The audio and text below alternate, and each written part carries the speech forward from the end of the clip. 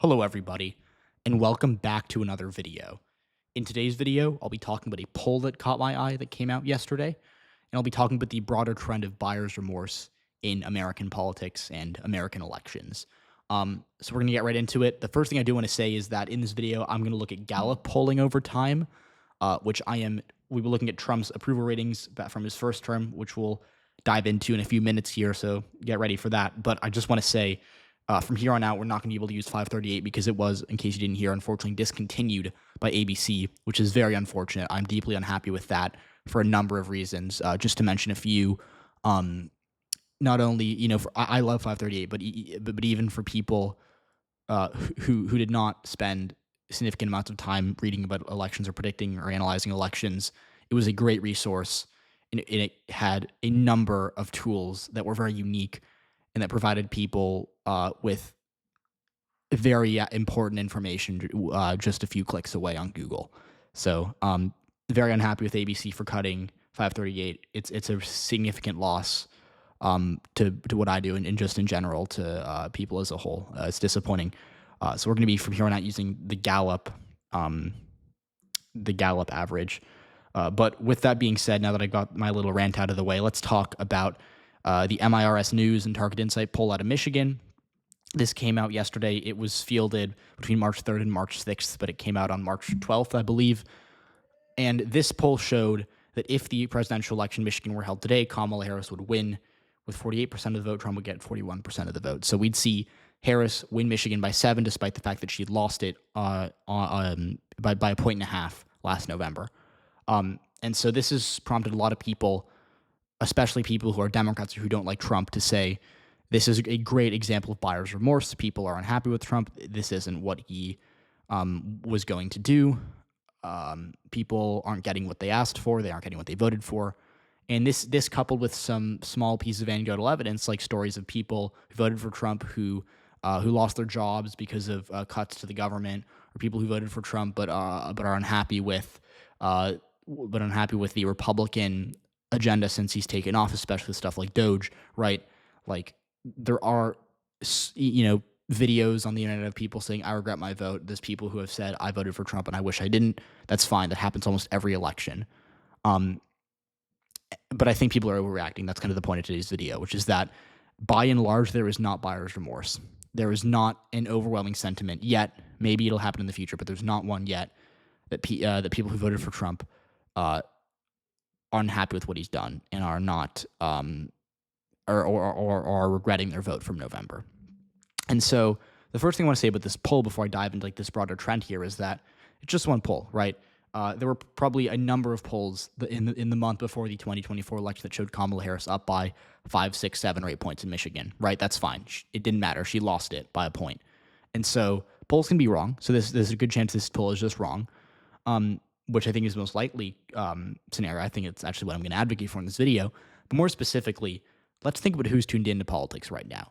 Sure, some Republicans are still tuned in, but we know, and we saw this during the Biden presidency, that the party out of power is more tuned in. That is why, going back to literally 100 years ago, the vast majority of midterm elections have seen the party out of power gain seats, not the party in power. And so when you consider that, when you consider just dynamics of turnout in special elections, how Democrats are turning out at higher rates than Republicans, and they were even doing that during the Biden presidency too. So when you consider that, it's really, really interesting because by and large, what you see is that the party out of power is more tuned in. And Democrats have a more high turnout coalition than Republicans do nowadays. That's fine. But it makes more sense that Democrats would be willing to talk to pollsters like this, given that they're probably more angry and more energized than Republicans are, the same way Republicans are more angry and energized than Democrats were in 2021. But to go back to 2021 for a second, let's talk about Joe Biden. Joe Biden, for the majority of his term, was very unpopular. And I think that if you ran the 2020 election in 2023 or 2024, Trump would have won. In fact, Trump did win in 2024 against Kamala Harris, who had higher approval ratings than Joe Biden by the end of Biden's term. So certainly there were a number of people who voted for Joe Biden in 2020 who didn't like what they saw and didn't want another 4 years of it. And that's why they voted for Donald Trump in November 2024. But if you go back to March of 2021, and I'm saying March because it's March 2025, right? There were not huge indicators that people were upset with Biden. He's still at a 52 or 53% approval rating, which, is okay in the grand scheme of things compared to what he had for the rest of his term. It looks amazing, but again, it was only month 2 of his term, so it wouldn't be amazing. And generally, what happens is with any president, Democrat or Republican, or no matter how much they won by, is they generally start with with kind of a honeymoon bounce. They will, for the first maybe 2 to 3 months of their term, their approval rating will be kind of abnormally high. Barack Obama in his first month, I think, had a 60% approval rating. He was negative by the time it hit 2010. Donald Trump, for the first week, he had a short honeymoon in 2017. I'll give him that. But for the first week of his presidency, he had a 55% approval rating. Joe Biden had a 57 or 58% approval rating for the first month of his presidency. And he actually was above, believe it or not, he was above, or he had a net positive approval rating up until, I think, late August of 2021. So Joe Biden held on to a positive approval rating for 7 months, which is crazy to think about now because by the time he left office, he was in the high 30s, maybe low 40s on a good day. So clearly people do not have buyer's remorse 2 months into a presidency. And even if you are a Democrat who thinks that Donald Trump's presidency is abnormally bad, which I know a lot of people who think that, that's fine. But I think that if there was actually buyer's remorse, it wouldn't set in by now, because the people in the middle of the country maybe voted for Trump in 2024, who held their nose and voted for Republicans, or who voted for Trump maybe not super enthusiastically because they thought he'd be the better option. I don't think they've made their minds up yet, and I don't think that they've just immediately swung against Trump, with a few very extreme exceptions, right? So overall, Trump might be unpopular by 2026. He might cost Republicans up and down the ballot for the next 3 or 4 years, but I don't think it's setting in right now.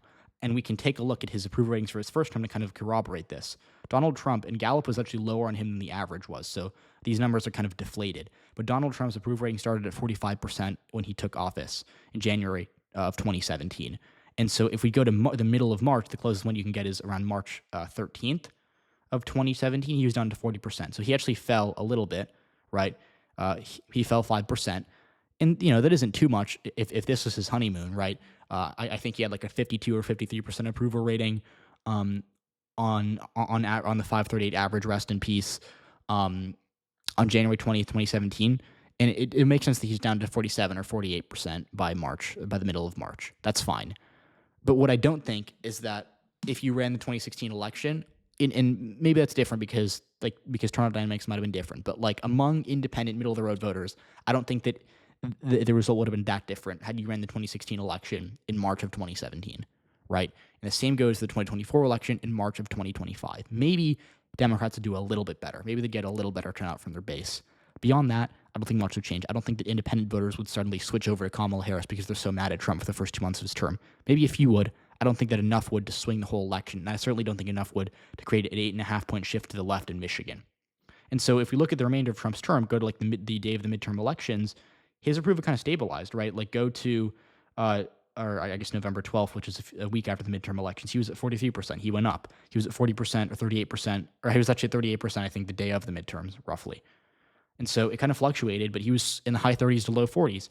His peak was in the very beginning of the COVID pandemic. He was at 49% in April in Gallup's polling, right?